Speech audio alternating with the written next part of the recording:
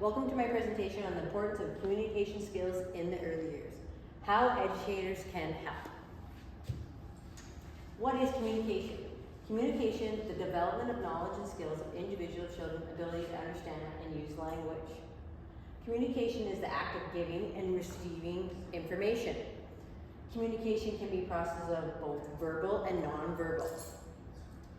To be communication, it should be continuous communication back and forth between two individuals. I have an example here of two babies communicating and they're not saying words.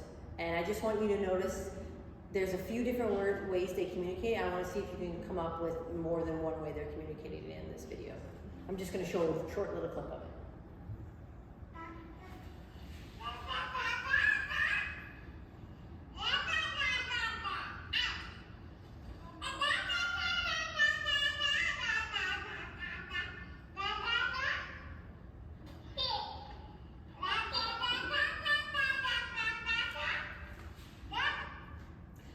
You can see there that they did communicate. I saw in that little clip they communicate two different ways.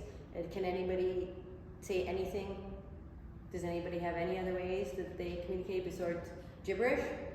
Okay, you saw him gesture with his foot. So when his sibling or whoever he was communicating was talking, he reciprocated by using a gesture. Yeah, I got what you meant. So see there, that's communication, and they weren't even talking. They weren't even using words, but they were giving and receiving information.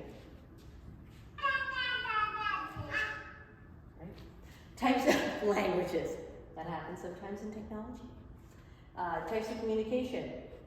So types of languages. What is language? Language is gestures, signs, sign language, spoken words, and communication devices and systems. Here's some types of communication. Gestures, pointing, what you saw that little kid did.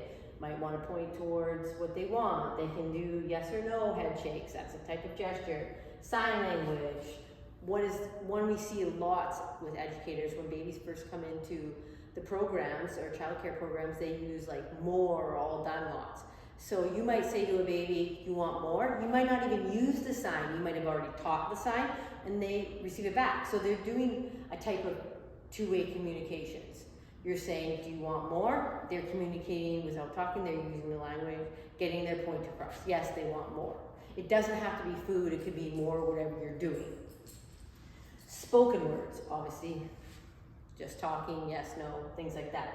Communication devices and systems. These are really important, especially if a child comes into your program and they've already been diagnosed as nonverbal, doesn't mean they're not going to be verbal talkers later on, but right now you know they're nonverbal. Or when they get to a point in development, you're thinking in the childcare program, okay, they're struggling, they need help, let's use some sort of communication device because they're not communicating.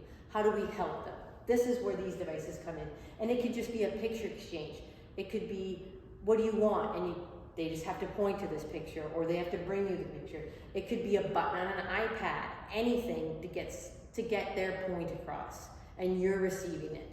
Or you're trying to get your point across to them and they're receiving it. So it can be anything very simple to very complex devices.